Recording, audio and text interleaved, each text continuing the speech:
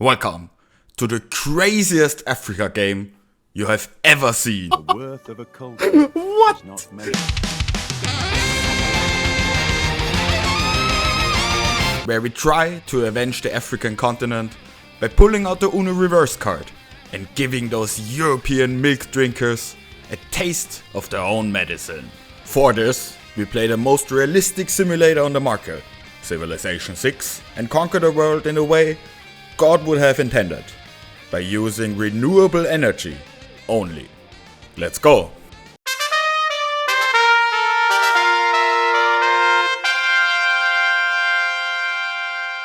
So we obviously spawn in our true starting location, next to the Congo River and surrounded by lots of resources and rainforest. We settle in place and immediately start working the 2 food 2 production deer tile, which is the best starting tile to have. For our research, we start with the technology mining, which we need in order to get our first major research, bronze working, so we can actually place our districts on all this rainforest. Then, on turn 4, we are immediately greeted by the apocalypse mod, saying hello, by starting a wildfire near my capital, which spread rather quickly. Hui! Fire spreading, hui hui hui hui. Oh no! Jesus Christ! Fire, can you please stop? Luckily, nobody was hurt. Then, our scout made a major discovery. They found Mount Kilimanjaro, but also humanity's greatest fear. No, not dying from a volcanic eruption, instead, having to talk to people when there is no internet connection available. Thanks for that quote, civilizations. Scarred from that terrifying thought, we push through and unlock our first governor promotion. These governors can be placed in a city and give it some powerful boosts, like more science research or more combat strength for all units in that specific city. We take Pingala, the educator, in order to boost our science and culture, which is the most important early game. A few turns later, we found our first goodie hut, a tribal village. They're very welcoming, since on meeting them, they share their most prized possession. In this case, we got 40 gold. Thank you for that, random tribal people. Immediately after that, we even find another tribal village, which in this case grants us an envoy, a diplomat that can be put into a neutral city that, if we have enough of, to bribe them, becomes a vassal of your state. Cheers to that, my British friends. Near that tribal village, a barbarian camp spawns. With a menacing spearman on it, we put all our faith into a way weaker scout and try to take the already damaged spearman down. But what is this? The spearman seems to have activated Last Stand and survives with a slither of health, only to get killed by the nearby warrior. Thanks game, at least I got the reward for dispersing the barbarian camp. Back in the capital, we start improving our resources, like this fabulous 3 food, 3 production, 3 gold diamond tile, which is just absolutely bonkers this early in the game. And we also built our first settler, trying to expand and settle near Mount Kilimanjaro. By turn 31, we have now discovered most of our surrounding area, so now comes one of the best parts about this game. Planning out your cities by placing small pins with icons, one by one. This took like 30 minutes, I'm not even kidding you. But if you are into any sort of strategy games, or just like to overthink simple decisions, I can definitely recommend Civilization 6 just for this step in every game. Reaffirmed in our workings and with a clear plan on what to do in the next couple hours, we can also pick our pantheon, a premature religion if you will. We overthink another simple decision, trying to really min-max everything and just end up taking the one you always take because it doesn't matter that much at the end of the day. Shortly after, we settle our second city, near Mount Kilimanjaro. Surely it won't erupt and kill our population, right? My scouts are putting in extra hours, finding another tribal village and granting us with a rather interesting technology. Sailing from a tribe that lives in the desert, thousands of miles away from any source of water. I wouldn't trust those ships, but thanks, I guess. In the meantime, we settle our third city on this marsh tile and try to scout as much of the map as possible when this happened. Some European cities stayed up here, like Rome, Pericles, or some Greece one. Because there's Ottoman could also be true. I was thinking about Turkey, but like that's the same. Norway! It's an honor to meet you, Harald. That can't be accurate. This is when I realized that I took the wrong map option in the game settings, where my civilization spawns in its true start location, but everything else is random. Bologna and South Africa should have given me a hint there, but it's too late now to restart, so we just continue anyway and see what cursed things await us. It's the government! We take autocracy. Since I don't like being told that I'm wrong, okay, maybe it's because it gives 10% production towards wonders, and continue onwards. We have discovered our first hero, Maui! They give us extra resources, and if they die, they create a relic, and our leader loves relics. So gimme that relic! In order to keep my rapidly growing empire happy, we built the Temple of Artemis. That's a fine looking hut if I do say so myself. Shortly after, we are able to found our religion. We shall name it Save the Planet! Exclamation mark. Pick the most realistic religion looking symbol, the yin yang fishes, and pick our beliefs. We take reliquaries, as if our relics weren't broken enough already, and World Church, further boosting our cultural advancement. Then we make another horrific discovery. New continent, Europe. Ugh, what's that?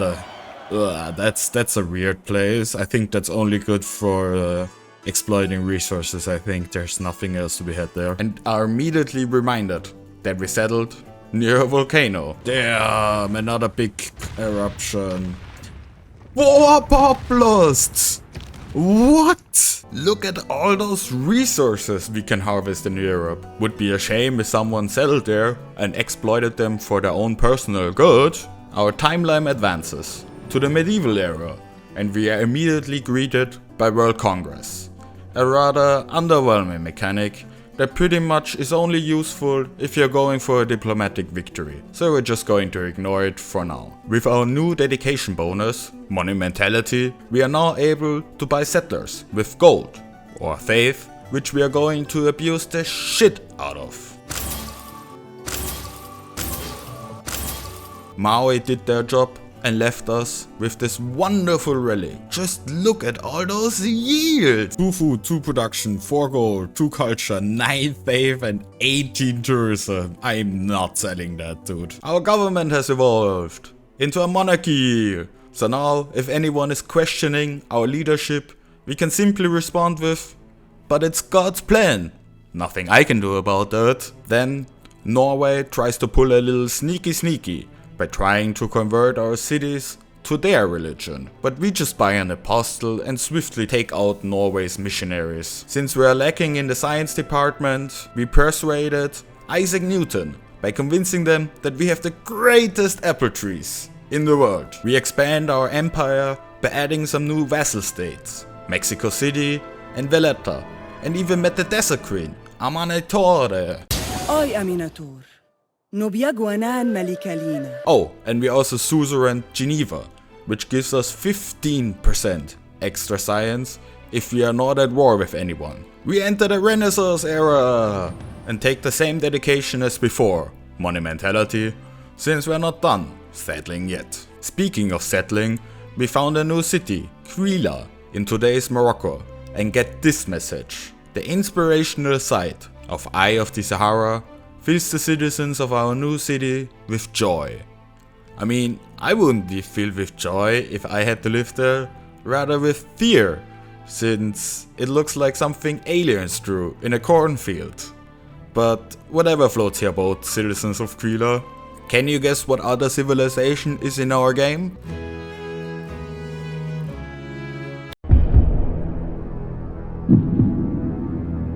Are heard all around the world. He's won $1 million. Okay, back to the game. We evangelized our religion one final time, taking stupas, buy some more settlers, and even gobbled up another city-state. Kandy, probably the best city-state we could get in this game. When you're the suzerain of Kandy and discover a new natural wonder, you are rewarded with a relic. Do you know what else my civilization loves besides relics? It's artifacts. So we start recruiting archaeologists all over the place to go treasure hunting for artifacts like an earring. Damn, those earrings would look great on me though, to be fair. Did I tell you that we would engage Norway again this game? Well, after having one of my cities surrounded by Norwegian berserkers for multiple turns, this happened. What a surprise! But the Norwegians underestimated our powers, so we built some stronger walls, recruit some more units, and watch all of the Norwegians die. In what I can only say was not one of the best battle plans I have witnessed. Who elected this guy to be their leader anyway? The rest of the world quickly picked up on Norway's poorly executed surprise war, and in response bans amenities from caviar, something only Norway has access to. Nice. Thanks, game. Ha! Fuck you, Norway. Then we experience our first visual glitch. Something that is rather common in Civ 6, unfortunately. While I was waiting to make peace with the Norwegians, I made this critical observation on our game's progress so far. I'm at turn 145. Everyone is struggling in quotation marks. Like, look at the yields I get. 250 science compared to those suckers and 400 culture. It's like not even up for debate who's gonna win this game, obviously. I'm just way too good at it. Humble. Not long after, we unlocked conservationism, allowing us to build national parks. We make our first one and discover that the name generator for the national parks might need some improvement. Yay! We discovered another natural wonder, granting us even more relics. Thanks, Candy. Did someone say Canada? Oh my god, how often is... Oh, Canada. I get it, you're the game, Wilfried. We then further cemented our status as an economic powerhouse by buying 3 great merchants in a single turn, and can finally peace out Norway so we can get our science boost from Geneva back. With those great merchants, we shall turn our resource industries into monopolies and try to be more creative than a name generator for the national parks. We named them Diamonds Forever. I feel like I could have done better than that. Oh well. This is not tedious at all. Nope. Oh my god, it's all Canada again, dude. We get it, bro. After building some more national parks, we discovered a new continent. 9 turns left until the new era. America? Wow, the last Civ. And we discovered America in 1880 AD. And also that we were the first one to meet every civilization in the world. Maybe that tribal village in the desert knew more about sailing than I gave them credit for. And I was the first one to meet everyone. 5 era score.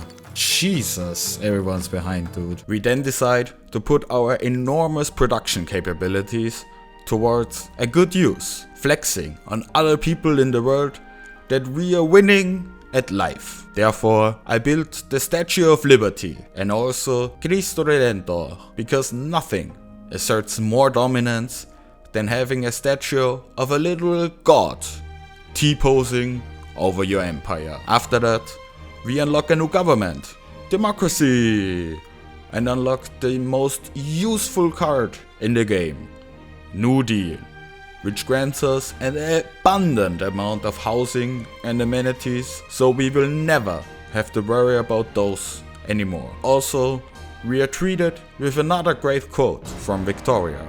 We then get a pop-up that our first ever scout has stopped auto-exploring. Damn, that scout is still alive. You are a king or queen or whatever you wanna be called. As per usual with a unit that survives this long, they get sent home and we name them the Chosen One. We reached the industrial era. Unfortunately, monumentality is not available anymore, so we just take Heartbeat of Steam for its extra production towards wonders. Then we recruit my favorite great person, Gustav Eiffel.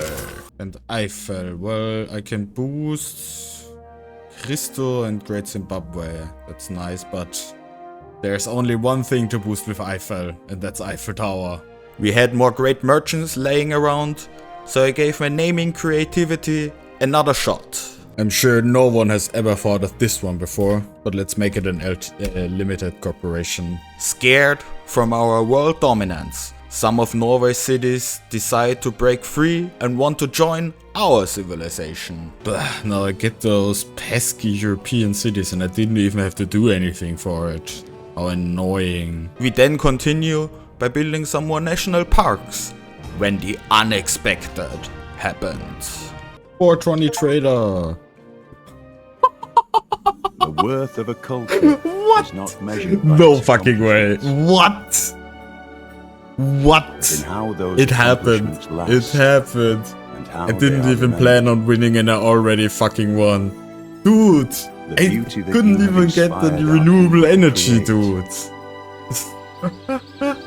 will ensure that our culture stands for all time. Like, that was the whole point. Now I just won without power. So yeah, we accidentally won without reaching our goal. Whoops. I maybe should have paid more attention to that. So after another hour or so, we have finally unlocked everything we needed. Filled every empty tile in our empire with solar farms or windmills and have reached our goal. So please, share this with your local billionaire and let them know that there is an alternative. Thanks.